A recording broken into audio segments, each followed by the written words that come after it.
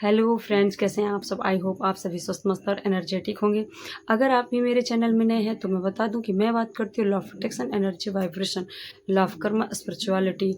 अपनी एनर्जी पर काम करके अपनी लाइफ की हर एरियाज को आप हील कर सकते हैं, ठीक कर सकते हैं। अपनी वाइब्रेशन को हाई करके आप किसी भी चीज़ को अट्रैक्ट कर सकते हैं। आप अपनी लाइफ में हर वो चीज़ अचीव कर सकते हैं, हर वो चीज़ अट्रैक्ट कर सकते हैं, सिर्फ और सिर्फ अपनी एनर्जी पर काम करके। तो अगर आप भी करना चाहते हैं, अपने हर एरियाज को ठीक करना चाहते हैं, चाहे वो हेल्थ इशू हो, चाहे वो रिलेशनशिप हो, या आप जॉब हो, या किसी भी एरियाज को, मनी पैसे से रिलेटेड चीज़ हो, हर चीज़ को आप ठीक कर सकते हैं अपनी लाइफ में। तो अगर आप काम करना चाहते हैं अपनी एनर्जी पर तो आप मेरे चैनल को सब्सक्राइब कर सकते हैं। वीडियो पसंद आए तो लाइक कर दीजिए और दूसरों को भी शेयर ज़रूर करिए, और हाँ, बेल आइकन ज़रूर प्रेस करिए ताकि ऐसे आने वाली मेरी वीडियो का नोटिफिकेशन आप तक सबसे पहले पहुँच जाए। तो चलिए, मैं जो बुक सीरीज़ स्टार्ट की हूँ, तो वो बुक है जो अभी मैं कंटिन्यू कर रही हूँ, वो है डॉक्टर जो डिस्पेंजा की book you are the placebo. You are the placebo book में मैंने आप लोगों से इस बुक में जो जो कवर किया अभी तक के वीडियो में, तो मैंने ऐसी बहुत सी स्टोरी आप लोगों से शेयर की है जो सेल्फ हीलिंग यानी कि सिर्फ प्लेसिबो इफ़ेक्ट से ठीक हुआ है, और कैसे लोगों को प्लेसिबो इफ़ेक्ट काम करता है। आपने जितनी भी स्टोरी पढ़ी होगी, मैंने जो भी बताया है यू आर द प्लेसिबो में, जो भी मैंने अभी तक स्टोरी आप लोगों से शेयर की है वो रियल स्टोरी है। डॉक्टर जो डिस्पेंजा अपनी खुद की घटना को भी इस बुक में शेयर किए हैं कि कैसे उन्होंने अपने आप को प्लेसिबो इफ़ेक्ट देकर, यानी कि सेल्फ हीलिंग करके, कैसे अपनी जो घटना उन्होंने शेयर की थी, कैसे वो अपने आप को ठीक किए थे। और भी दूसरी घटनाएं जैसे कि हार्ट सर्जरी, जो कि कभी हुई ही नहीं, ऐसी भी हार्ट सर्जरी, यानी कि ऐसे ही चमत्कारिक इलाज इस बुक में उन्होंने शेयर की है। तो हम डॉक्टर जो डिस्पेंजा, जो करोड़ों लोगों के प्रेरणा स्रोत हैं, उनकी बुक पढ़ रहे हैं, और उनकी बुक की स्टोरी मैंने अभी तक शेयर की। अभी तक मैंने आप लोगों से बताया प्लेसिबो इफ़ेक्ट, प्लेसिबो प्रभाव, placebo, you are the placebo. मैं यही टाइटल आप लोगों से बताती रही कि कैसे प्लेसिबो ने किसी की बीमारी ठीक की, कैसे प्लेसिबो ने अभी मैंने घुटनों वाली जो स्टोरी शेयर की थी कि, और कैसे तंत्र मंत्र, अभी जो पिछली मैंने स्टोरी शेयर की थी कि एक बूढ़े आदमी की स्टोरी बताई थी कि ये 1938 में एक बूढ़े आदमी ने कैसे 3-4 महीने तक बीमार रहकर, और उसको सिर्फ उसका दिमाग, उसका ब्रेन, उसका सबकॉन्शियस माइंड सिर्फ ये समझ लिया था कि वो बीमार हो चुका है, उसको तंत्र मंत्र, जादू टोना हो चुका है। और जैसे ही एक व्यक्ति ने ये बता दिया कि तुम अब बस कुछ ही दिनों के मेहमान हो और तुम जल्दी ही ख़त्म हो जाओगे, मर जाओगे, और दुनिया की कोई भी दवा, कोई भी डॉक्टर तुम्हें ठीक नहीं कर पाएगा। ये एक तांत्रिक ने उस बूढ़े आदमी को कैसे यकीन दिला दिया था, और उस बूढ़े आदमी ने उस दिन से अपने आप को मान लिया था कि मैं बस अब कुछ ही दिनों में मर जाऊंगा। और वो फिर दाना पानी, खाना पीना सब कुछ छोड़ दिया और अपनी हालत एकदम बद से बदतर कर दिया, जैसा कि एक मृत शरीर हो। और उसका वजन इतना कम हो चुका था, इतना कम हो चुका था कि ऐसे लग रहा था जैसे कि उसका अंत बिल्कुल करीब हो चुका हो, वो आ गया हो।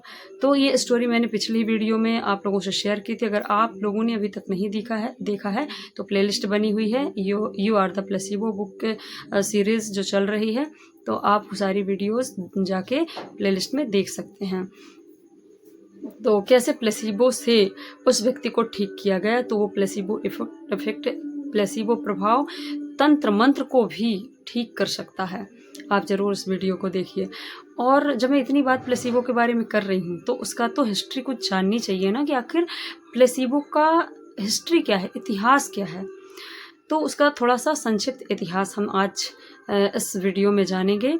और मैं कंटिन्यू करूँगी you are the placebo book doctor Joe Dispenza की। और आज मैं सेकेंड चैप्टर में आ गई हूँ। जैसे कि कल नेक्स्ट जो पिछली वीडियो थी, मैंने आप लोगों से बोला था कि कल की जो वीडियो रहेगी वो सेकेंड चैप्टर रहेगा you are the placebo book का। तो जो सेकेंड चैप्टर है वो है प्लेसिबो का संक्षिप्त इतिहास, यानी कि प्लेसिबो का थोड़ा शॉर्ट हिस्ट्री हम जानने की कोशिश करेंगे इस बुक में, इस चैप्टर में। तो चलिए डॉक्टर जो डिस्पेंजा प्लेसिबो का हिस्ट्री बताते हैं कि कहावत है ना कि कठिन समय में ही कठिन समाधान भी सामने आते हैं। ये है हार्वर्ड शिक्षित अमेरिकी सर्जन हेनरी बीचर, जो कि दूसरे विश्व युद्ध में अपनी सेवाएं दे रहे थे। जब सेकेंड वर्ल्ड वॉर हुआ था उस टाइम पर वो क्या दे रहे थे, सेवाएं दे रहे थे। और वो सर्जन थे हेनरी बीचर। उनके पास मार्फिन समाप्त हो गई थी। तो मार्फिन क्या है मैं आप लोगों को बता दूं कि जब किसी व्यक्ति को बहुत ज़्यादा पेन होता है तब उसको मार्फिन दी जाती है, यानी कि दर्द निवारक जो है वो इंजेक्शन है मार्फिन। तो जब किसी व्यक्ति को बहुत ज़्यादा दर्द होता है तो उसे मार्फिन दी जाती है। तो मार्फिन समाप्त हो गई थी, मतलब वो इंजेक्शन समाप्त हो गया था जो दर्द को ठीक करता है। उन दिनों युद्ध के कारण सेना के अस्पतालों में मार्फिन का पूरा वितरण नहीं हो पा रहा था। अक्सर ऐसे हालात सामने आ रहे थे।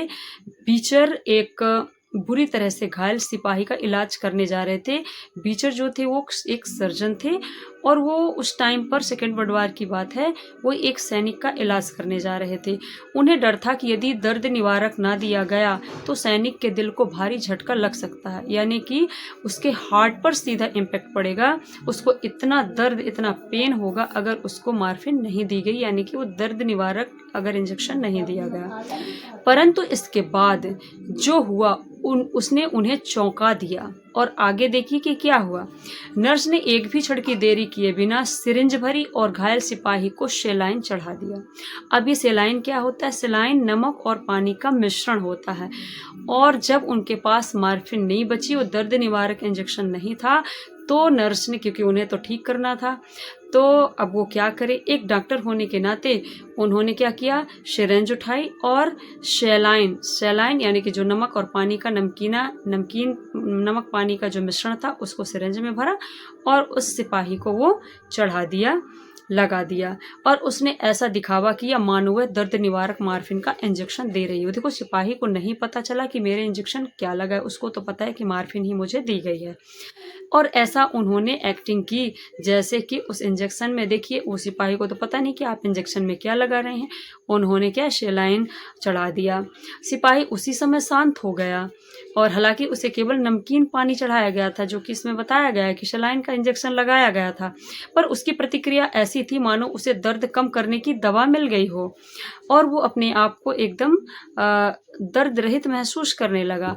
एनेस्थीसिया दिए बिना ही उसके घाव सिले गए और उसने केवल थोड़ा दर्द महसूस किया, यानी कि एनेस्थीसिया नहीं दिया गया जिससे कि उसको दर्द बिल्कुल महसूस नहीं हो रहा था। सिर्फ नमक पानी उसमें चढ़ा दिया, बस उसके दिमाग में ये बैठ गया कि मुझे क्या है, मार्फिन इंजेक्शन दे दिया गया है और बिना एनेस्थीसिया के उसके घाव को सिल दिया गया। बस उसको थोड़ा हल्का दर्द महसूस हुआ और उसको दर्द निवारक के बिना ही हृदय पर आघात नहीं हुआ।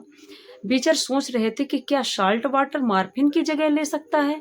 वो आश्चर्य में पड़ गए। सर्जन, उनका जो नाम बीचर था, वो बीचर सोच रहे थे कि क्या साल्ट वाटर मार्फिन की जगह काम कर गया। इस सफलता के बाद जब भी अस्पताल में मार्फिन समाप्त होती थी, आपातकाल में ऐसा ही किया जाता था।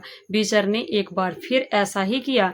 इन अनुभवों ने उनकी प्लेसिबो में शक्ति को और भी बढ़ा दिया था, यानी कि प्लेसिबो में जो शक्ति है उनको बिलीव था, उसको और बढ़ा दिया था कि हाँ, प्लेसिबो में बहुत पावर होती है। और जब वो युद्ध के बाद अमेरिका वापस आए तो वे इस बारे में अध्ययन करने लगे। फिर वो इस पर रिसर्च किए और अध्ययन करने लगे कि वर्ष 1955 की बात है। वर्ष 1955 में बीचर ने 15 अध्ययनों का क्लिनिक रिव्यू लिखा, जिसे journal of the American medical association ने प्रकाशित किया था। जब वो अमेरिका आए तो वो प्लेसिबो पर क्या है, रिसर्च करना, अध्ययन करना शुरू कर दिए और जब 1955 में 15 अध्ययनों का जब उन्होंने रिव्यू लिखा, जिसे journal of the American medical association ने प्रकाशित किया था उसे, इसमें न केवल प्लेसेबो के प्रभाव के बारे में विस्तार से चर्चा की गई, बल्कि मेडिकल शोध के लिए एक नए मॉडल की बात भी की गई थी, जिन्हें अब हम नियंत्रित परीक्षणों का नाम देते हैं, ताकि यह शक्तिशाली प्लेसेबो प्रभाव परिणामों पर असर न डाल सके। तो प्लेसीबो प्रभाव पर रिसर्च हुआ प्रॉपर तरीके से, और उसका नाम यानी कि नियंत्रित परीक्षणों का नाम दिया गया। अब अपने विचार, विश्वास और अपेक्षा के बल पर, यानी कि उनके थॉट्स, बिलीव्स और जो भी उनकी अपेक्षाएं थी, उनके बल पर अपने शारीरिक और भौतिक यथार्थ को बदल सकते हैं। यानी कि हम अपनी थॉट्स, अपनी सोचने की शक्ति से और बिलीफ, विश्वास से, अगर हमारा थॉट्स पॉजिटिव हैं, बिलीफ सिस्टम स्ट्रांग है, तो हम अपने शारीरिक और भौतिक यथार्थ को भी बदल सकते हैं। जो हमारे शरीर की रियलिटी है, हम उसे भी चेंज कर सकते हैं अपने सिर्फ थॉट्स से, अपने बिलीफ सिस्टम को स्ट्रांग करके। जबकि हम पूरी तरह से सजग होते हैं कि हम क्या कर रहे हैं और क्या नहीं कर रहे हैं। यह निश्चित रूप से अस्पताल में शुरू नहीं हुआ था। बाइबल में करिश्माई इलाजों के अनेक प्रसंग मिलते हैं, और आधुनिक युग में भी लोग दक्षिणी फ्रांस की लोडर्स जैसी जगहों पर जाते हैं, जहां 14 वर्षीय बर्नाडेट को 1858 में, यानी कि 1858 में वर्जन मैरी का विजन आया था। लोग अपनी बैसाखियों और पहिया कुर्सियों को वहीं छोड़ देते थे, ताकि अपने ठीक होने का प्रमाण दे सके। फातिमा, पुर्तगाल में भी ऐसे ही करिश्मे होते देखे गए हैं, और जहां 3 गडरिये बालकों ने 1955 में वर्जिनी मैरी की परछाई देखी थी, और इस घटना की 30वीं वर्षगांठ के अवसर पर मैरी की एक मूर्ति तैयार की गई। यह न गडरिये बालकों की ओर से दिए गए विवरण पर आधारित थी, जो तब तक भिक्षु बन चुके थे। जब मूर्ति को पूरी दुनिया में शोभा यात्रा के लिए भेजा गया, तो इससे पहले पोप का आशीर्वाद भी मिला। ये बाइबल की बात बताई गई है, जो क्रिश्चियन लोगों की बुक है। अब श्रद्धा या आस्था के आधार पर आरोग्य को केवल, यानी कि ठीक होने को केवल ईसाई धर्म में ही नहीं माना गया है। मतलब ये चीज़ सिर्फ ईसाई धर्म में ही नहीं है। आप भारतीय जो स्वर्गीय गुरु सत्य साईं बाबा थे, जिनके अनुयायी क्या मानते हैं, उन्हें अनुयायियों के बीच वो अवतार के नाम से जाने जाते थे। उनकी मदद से भी शारीरिक, मानसिक और भूत प्रेत बाधा संबंधी परेशानियों को दूर कर सकते थे। आपने सत्य साईं बाबा की कई, अभी जब धारावाहिक आता था, आप लोगों ने उन्हें जरूर देखा होगा, सुना होगा कि कैसे वो, उन्हें अवतार माना जाता था साईं बाबा का, और कैसे वो दूसरों का दुख, दर्द, कष्ट कैसे चमत्कारिक रूप से ठीक कर देते थे। ये हमारे भारतीय गुरु हैं वो। और आगे बताया गया है कि ये सिर्फ क्रिश्चियनिटी में ही, सिर्फ बाइबल में ही, क्रिश्चियन धर्म में ही नहीं बताया गया है कि ऐसे चमत्कार होते हैं। हमने तो अपने भारतीय संस्कृति में, अपने वेदों में, अपने पुराणों में, अपनी कितने चीज़ों में हमने पढ़ा है कि कैसे चमत्कार, और हम अपने रामायण में, महाभारत में हमेशा ये देखते सुनते आए हैं। और तो यही बात बताई गई है कि ये सिर्फ बाइबल में, ये क्रिश्चियन, ये श्रद्धा आस्था का सिर्फ बात नहीं है, ये तो हिंदू धर्म में भी ये चीज़ें मानी गई हैं। तो एक इष्ट का अवतार वे अपनी हथेलियों से विभूति प्रकट करते थे, और इस विभूति की मदद से शारीरिक, मानसिक और भूत प्रेत बाधा संबंधी परेशानियों को दूर कर सकते थे। ये साईं बाबा के बारे में बताया गया। कहते हैं कि तिब्बती लामाओं के पास भी यह शक्ति पाई जाती है। ये जो शक्ति है, जादुई तरीके से ठीक करने की, टच करके और भभूति से, मंत्र के द्वारा, ये सब जो चमत्कार हैं, ये लामाओं के, यानी तिब्बती लामाओं के पास भी है यह शक्ति। वे मरीज पर फूंक मारकर उसे स्वस्थ कर सकते हैं। ये शक्ति लामाओं के पास है, जो तिब्बती लामाएं हैं। यहाँ तक कि 4वीं से 9वीं शताब्दी तक के अंग्रेज और फ्रेंच राजा अपनी प्रजा को रोग मुक्त करने के लिए उन्हें हाथ से स्पर्श करते थे। ये बात भी बताई गई है कि 4वीं और 9वीं शताब्दी, यानी कि ये जो 4th और 9th सेंचुरी की बात है, जब अंग्रेज और फ्रेंच राजा अपनी प्रजा को रोग मुक्त करने के लिए, उन्हें बीमारियों से ठीक करने के लिए उन्हें सिर्फ हाथ से स्पर्श करते थे और वो ठीक हो जाते थे। इंग्लैंड के किंग चार्ल्स द्वितीय ने यह अभ्यास लगभग 1 लाख बार किया हुआ है। इंग्लैंड के किंग चार्ल्स द्वितीय ने यह अभ्यास लगभग लाख बार किया हुआ है। क्या कारण है कि ऐसी तथाकथित करिश्माई घटनाओं का संबंध किसी इष्ट देवता, व्यक्ति व वस्तु या स्थान की असाधारण शक्तियों से जोड़ा जाता है और उन्हें पवित्र माना जाता है? ऐसी कौन सी प्रक्रिया है जिसके बल पर विश्वास से इतना गहरा प्रभाव पैदा कर सकते हैं, या हम किसी अनुष्ठान को इतना सार्थक कैसे मान सकते हैं, जैसे कि माला फेरना यानी कि जाप करना? जाप करना कुछ लोग मानते हैं कि कुछ भी नहीं होता है, लेकिन जाप करना एक करिश्माई चमत्कार है। जैसे कि माला का जाप करते हैं, आपने कई लोगों को देखा होगा कि वो माला से जाप करते हैं। तो जाप फेरना, भभूत मलना या भरोसेमंद डॉक्टर की ओर से अच्छी दवा सुझाना, तो आप तो इस चीज़ पर ज़रूर बिलीव करते होंगे कि आप किसी डॉक्टर के पास जाएंगे तो आपको लगेगा कि नहीं, वो डॉक्टर की दवा बिल्कुल हमें लग नहीं रही है, सूट नहीं कर रही है, और जिस पर आपका बिलीफ है, भरोसा है, तो आपको वो कुछ भी दे दे, आपको वही दवाई दे दे जो आपने दूसरे डॉक्टर के पास गए, सेम दवाई देगा और आपको लगेगा कि नहीं, ये डॉक्टर के हाथों में तो जादू, इसके हाथ की दवाई तो हमें लगती है। तो हर कोई एक्सपीरियंस करता है। तो यही बात इसमें बताई गई है कि कैसे भरोसेमंद डॉक्टर की ओर से अच्छी दवा सुझाना सबको बिलीव कर जाता है और वो ठीक भी हो जाता है। क्या ये सब प्लेसिबो के लिए काम करते हैं? क्या ऐसा हो सकता है कि ऐसे लोगों की आंतरिक अवस्था में इतना बदलाव आ जाता है कि वह अंततः उनकी बाहरी शारीरिक दशा को भी सुधार देता है? ये क्वेश्चन है कि क्या ये प्लेसिबो इफेक्ट है जो कि हम आंतरिक अपने आंतरिक बदलाव जब हम कर लेते हैं अपनी अवस्था पर, तो हमारी बाहरी शारीरिक चीज़ें या भौतिक चीज़ें हर चीज़ ठीक होने लगती हैं और उनमें सुधार दिखने लगता है। अब मैग्नेटिज्म से संमोहन, कैसे मैग्नेटिज्म यानी चुंबकत्व से सम्मोहन, जिसे हम क्या कहते हैं, हिप्नोटिज्म, तो कैसे मैग्नेटिज्म से हिप्नोटिज्म, इसको आगे कंटिन्यू करके हम समझने की आगे कोशिश करेंगे कि वर्ष 1717 में, इसका मतलब ये प्लेसिबो का अभी हिस्ट्री चल रही है कि मैग्नेटिज्म से सम्मोहन।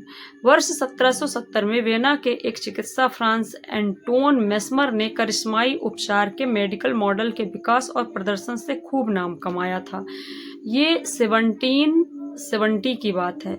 ऑस्ट्रिया के वियना के एक चिकित्सक जिनका नाम था फ्रांज एंटोन मेस्मर, ये एक डॉक्टर थे और उन डॉक्टर का नाम था फ्रांज एस्टोन मेस्मर। तो जहाँ भी मेस्मर नाम आएगा आपको ये पता होना चाहिए कि मेस्मर एक डॉक्टर थे और ये 1770 की बात है। और मेस्मर ने करिश्माई उपचार के मेडिकल मॉडल के विकास और प्रदर्शन से खूब नाम कमाया क्योंकि वो करिश्माई अंदाज पर उपचार करते थे। मेस्मर ने सर इसाक न्यूटन के मानव शरीर पर ग्रहों के गुरुत्वाकर्षण प्रभाव को आगे बढ़ाते हुए माना कि शरीर में एक अदृश्य तरल या द्रव्य होता है, यानी कि मानव के शरीर में एक अदृश्य, शारीरिक में ऐसा अदृश्य तरल यानी कि द्रव्य पदार्थ होता है जिसकी समुचित अवस्था करके लोगों का उपचार हो सकता है। ये डॉक्टर ने साइंटिफिकली प्रूफ किया कि उन्होंने इसे एनिमल मैग्नेटिज्म का नाम दिया। जब हमारे शरीर में ऐसा एक द्रव्य है, एक ऐसा तरल पदार्थ है जिसकी हम समुचित अवस्था करें तो उसमें लोगों का क्या हो सकता है, उपचार हो सकता है, वो ठीक हो सकते हैं, उनका इलाज हो सकता है। वे अपने रोगियों का अपनी आंखों में देखने को कहते और वे जो पेशेंट होते थे उनको क्या कहते थे, अपनी आंखों पर देखने के लिए कहते थे और इस दौरान उनके शरीर पर चुंबक फिराकर चुंबकीय द्रव्य को संतुलित करते हैं। बाद में उन्होंने पाया कि वे चुंबक के बिना केवल हाथों को घुमाकर भी प्रभाव पैदा कर सकते थे।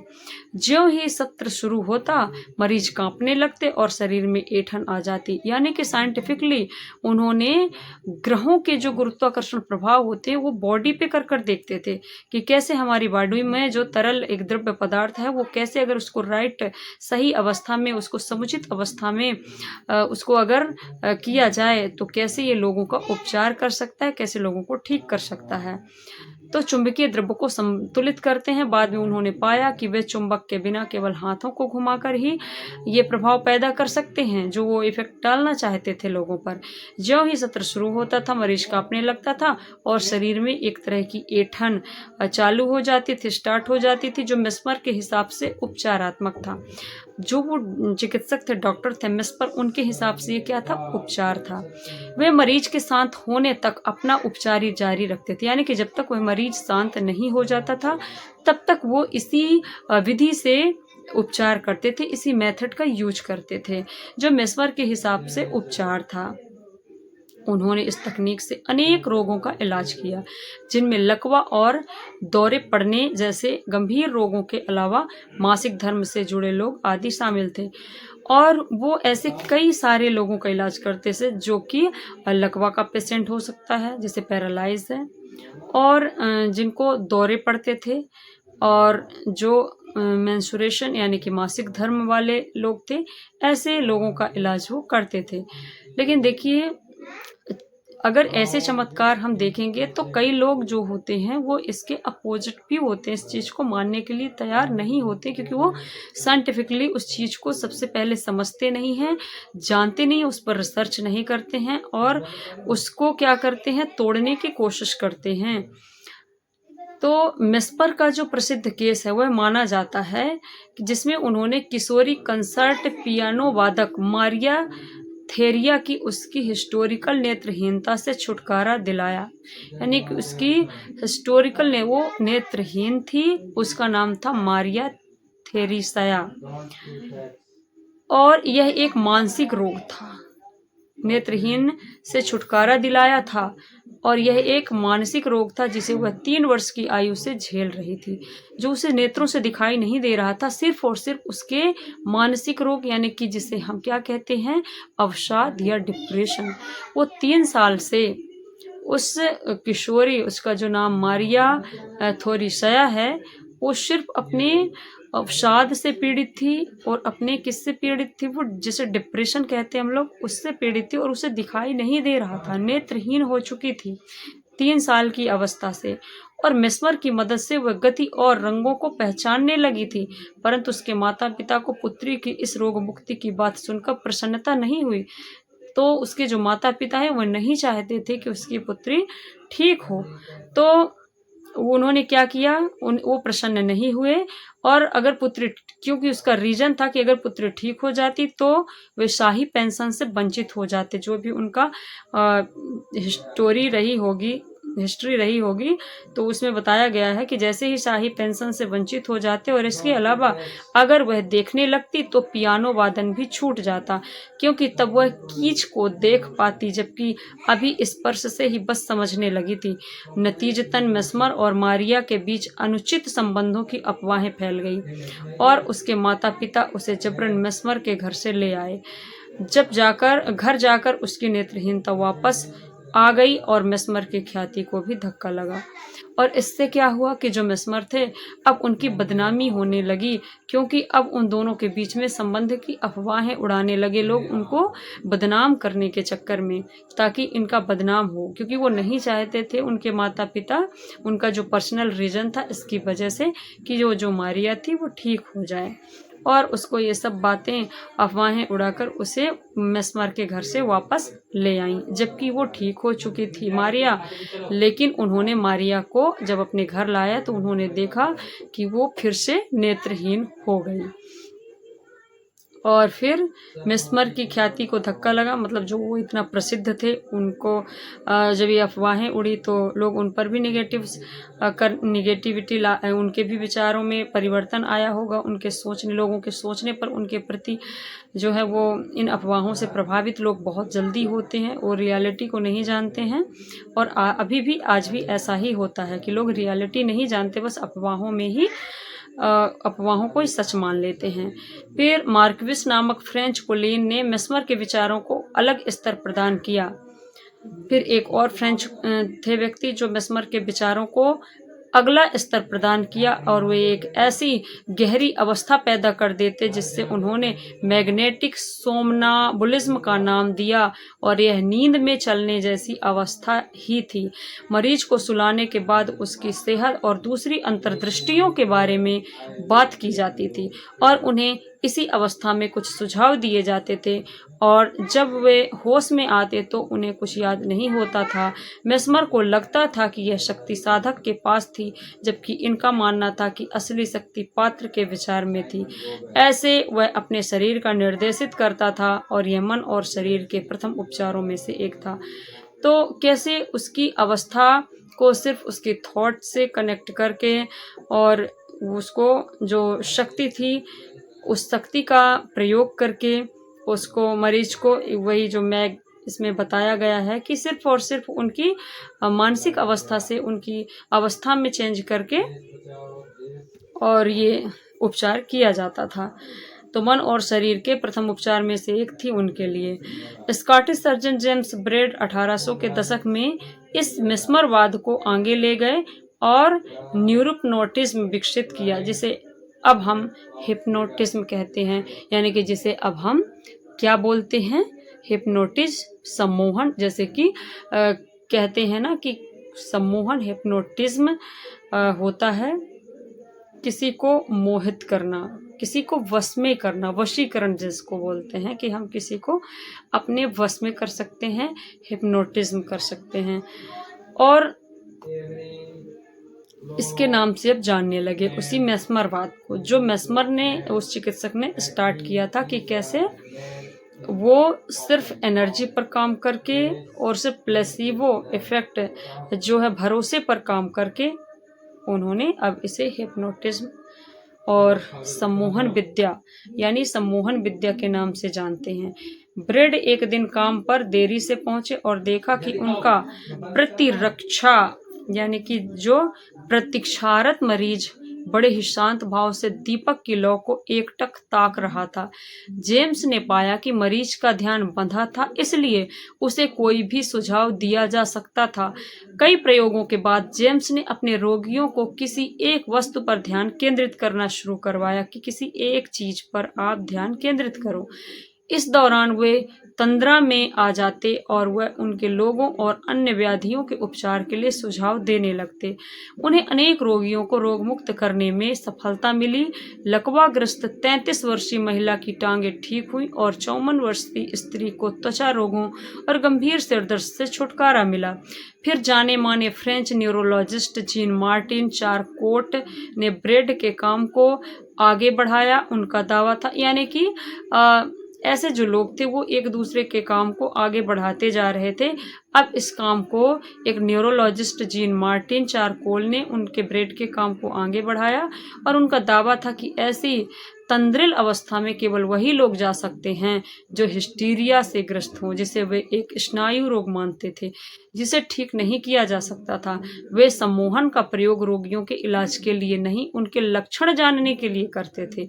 अंततः उनके एक प्रतिद्वंदी हिप्पोलाइट बर्नहेम ने दावा किया कि हिप्नोटिज्म को केवल हिस्टीरिया रोगियों तक सीमित नहीं रख सकते, यह सभी मनुष्यों के लिए एक प्राकृतिक अवस्था थी। तो पहले इलाज जो है वो दूसरे रोगियों के लिए किया जाता था, फिर अब उन्हें समझ में आने लगा कि ये सभी रोगियों के उपचार में इसका प्रयोग किया जा सकता है। तब वे तंद्रा से बाहर आते तो बेहतर अनुभव करते तथा उनके लक्षण भी ठीक हो जाते, और इस तरह उन्होंने सुझाव की शक्ति को उपचार के साधन के रूप में प्रयुक्त किया और उनका कार्य 1900 के दशक के शुरू तक जारी रहा। तो आपने देखा कि कैसे बड़े बड़े चिकित्सक, बड़े बड़े सर्जन, बड़े बड़े डॉक्टरों ने कैसे इसका यूज किया, कैसे इसका उपयोग किया और आज भी डॉक्टर इसका यूज करते हैं। कैसे हमें सिर्फ उनकी बातें सुनकर, उनके सिर्फ एक इंजेक्शन से हमें बिलीव हो जाता है कि अब मैं ठीक हो जाऊँगा या ठीक हो जाऊँगी। और आज भी सिर्फ उनकी एनर्जी से, उनकी बातों से हम आज भी ठीक हो जाते हैं। तो ये प्रभाव आज भी होता है। हालाँकि इन सभी चिकित्सकों का केंद्र और तकनीकी कुछ अलग रहे, परंतु इन्होंने हज़ारों रोगियों को कई तरह के शारीरिक व मानसिक रोगों से मुक्त किया। तो ऐसे शारीरिक और मानसिक अवसाद रोगों से मुक्त किया, शरीर में रोग प्रकट होने के बारे में उनकी सोच को बदलने में कामयाब रहे। पहले 2 विश्व युद्धों के दौरान सेना के डॉक्टरों ने और उनमें से विशेष तौर पर बेंजामिन साइमन ने हिप्नोटिक सजेस्टेबिलिटी का प्रयोग किया ताकि वापस लौट रहे सैनिकों को सदमे से बाहर लाया जा सके। इसे पहले शेल शॉक नाम दिया गया, परंतु अब पोस्ट ट्रॉमेटिक स्ट्रेस डिसऑर्डर यानी कि PTSD कहा जाता है। और ये अनुभवी सैनिक युद्ध के इतने भयंकर अनुभवों से गुजरे थे कि उनमें से अनेक आत्मरक्षा के लिए भावरहित हो गए। वे बार बार अपने बुरे अनुभवों को ही पृष्ठभूमि में दोहराते रहते थे। साइमन और उनके सहकर्मियों ने पाया कि सेना के जवानों के लिए सम्मोहन की मदद कारगर थी। उनसे पहले के सैन्य चिकित्सक भी सम्मोहन की मदद से रोगियों की सोच का स्तर बदलने में सफल रहे ताकि वे जल्द से जल्द शारीरिक और मानसिक रूप से स्वस्थ हो सके। सम्मोहन की, हिप्नोटिज्म की तकनीकों से प्रभावित होकर, इस टेक्निक से प्रभावित होकर अन्य डॉक्टरों ने भी इसका प्रयोग शुरू कर दिया। तो कैसे पहले कुछ डॉक्टर करते थे और फिर सभी डॉक्टर ने इस टेक्निक का, इस हिप्नोटिज्म का, सम्मोहन का यूज करने लगे और फिर और भी डॉक्टर करने लगे। सजेस्टिबिलिटी के साथ रोगियों को अक्सर मीठी गोलियां दी जाती और कहा जाता कि उनसे बेहतर होने में सहायता मिलेगी, और सिर्फ झूठी उनको मीठी गोलियां दे दी जाती थी और कितनी भी बड़ी बीमारी हो उनको बोल देते थे कि इससे आप ठीक हो जाओगे। और मरीज अक्सर जल्दी ठीक हो जाते थे। क्यों? क्योंकि वो बिलीव कर लेते थे, उन पर भरोसा कर लेते थे। जिस तरह बीचर के घायल सिपाही यही मानकर शांत हो जाते थे कि उन्हें दर्द निवारक इंजेक्शन लगा दिया गया है, जबकि उन्हें सेलाइन लगा दिया जाता था और अब दर्द नहीं होगा ये बोल दिया जाता था, जबकि वास्तव में वह इंजेक्शन नहीं दिया जाता था। उनके युग में ही प्लेसिबो के साथ नियंत्रित परीक्षणों की बात की गई थी ताकि दवाओं का परीक्षण किया जा सके। इस तरह प्लेसिबो भी मेडिकल शोध का गंभीर हिस्सा हो गया कि कैसे लोग सिर्फ बातों पर भरोसा करके अपने आप स्वयं को ठीक कर लेते थे। ऐसी कौन सी शक्ति, ऐसी कौन सी चेतना है हमारी, और वो है सिर्फ बिलीफ की। बिलीफ सिस्टम अपना जितना ज़्यादा किसी भी चीज़ को लेकर स्ट्रांग रहेगा वो 100% वर्क करता है। अब आपको इतना सब कुछ जानकर अब ये समझ आ गया होगा कि कैसे हम स्वयं सिर्फ अपने बिलीफ को स्ट्रांग करके किसी भी चीज़ को अचीव कर सकते हैं। जिसको हमने मान लिया कि हम ये कर सकते हैं तो वो हम कर सकते हैं, वो हमारी रियलिटी बन जाती है। और जिसे हमने मान लिया कि ये हमारे लिए असंभव है और मैं ये चीज़ नहीं कर सकता, मेरी जो बीमारी है वो असाध्य है, मैं ठीक नहीं हो पाऊंगी, तो वो इंसान कभी भी ठीक नहीं हो सकता है। ये होता है पावर ऑफ बिलीफ और यही है प्लेसिबो इफेक्ट। तो मरीज अक्सर जल्दी ठीक भी हो जाते थे। और इस तरह घायल जो सिपाही थे वो भी कैसे अपने आप को शांत कर लेते थे, जबकि उनको कोई भी दर्द निवारक नहीं दिया जाता था। अब जबकि वास्तव में इंजेक्शन नहीं दिया जाता था, उनके युग में ही प्लेसेबो के साथ नियंत्रित परीक्षणों की बात की गई थी और ये एक मेडिकल शोध का गंभीर हिस्सा हो गया था। बीचर के शोध के पूरी गंभीरता से लिया गया। शुरू में शोधकर्ताओं को अपेक्षा थी कि एक स्टडी का नियंत्रित ग्रुप तटस्थ रहेगा और इस तरह नियंत्रित दल और सक्रिय उपचार लेने वाले दल की तुलना से जाना जा सकेगा कि सक्रिय उपचार ने कितने बेहतर तरीके से काम किया है। पर कई अध्ययनों में नियंत्रित दल बेहतर हो रहा था और यह उनकी अपेक्षा और विश्वास का नतीजा था कि शायद वे ऐसा उपचार ले रहे हैं। मतलब ये सिर्फ भरोसे की बात थी कि उन्हें लग रहा था कि नहीं, हमें बेहतर इलाज मिल रहा है बस, और ये उनको बिलीव हो गया और वो ठीक हो गए। जो उन्हें जल्दी आराम दे सकता है, उनको ये भरोसा था कि मुझे ये जो उपचार दिया जा रहा है इससे मैं बहुत जल्दी ठीक हो जाऊंगा। इसमें प्लेसेबो भी शामिल हो सकता था पर इन मामलों में उनकी अपेक्षा और विश्वास अधिक कारगर दिखे। अगर डाटा को सार्थक बनाना था तो उसमें से इस प्रभाव को हटाना आवश्यक था। तब शोधकर्ताओं ने दोहरे अंध परीक्षण करने शुरू किए। इसके अनुसार पात्रों को बताया नहीं जाता था कि उन्हें सक्रिय उपचार मिल रहा था या प्लेसेबो, और शोधकर्ता भी नहीं जानते थे कि जिन पर प्रयोग हो रहा था उनमें से कौन से व्यक्ति को सक्रिय दल में रखा गया है और किसे प्लेसेबो दिया गया है। इन दिनों ट्रिपल ब्लाइंड परीक्षण किए जा रहे हैं जिनके अनुसार परीक्षण से जुड़े शोधकर्ता और पात्रों को कुछ पता नहीं होता और इसके साथ ही डाटा पर काम करने वाले लोगों को भी काम के समाप्त होने तक कुछ पता नहीं होता। तो ऐसे इसका परीक्षण किया जाता है, इसका अध्ययन किया जाता है, इसका टेस्ट किया जाता है और इसमें किसी को पता नहीं चलता है कि क्योंकि ये कारगर भी तभी ही काम करता है अगर हमें पता है अंदर से कि हमें जो दिया जा रहा है ये पानी है, ये गोली नहीं, ये दवा नहीं, ये टेबलेट नहीं, ये मीठी गोली है। तो हमारा जो दिमाग है उसको रियलिटी मान लेगा और हम ठीक नहीं होंगे। लेकिन अगर बिना बताए डॉक्टर हमें मीठी गोली ही दे दे तो हम उसे क्या समझते हैं कि ये मेरे बीमारी को ठीक होने का उपचार है और मैं इससे बहुत जल्दी ठीक हो पाऊंगा।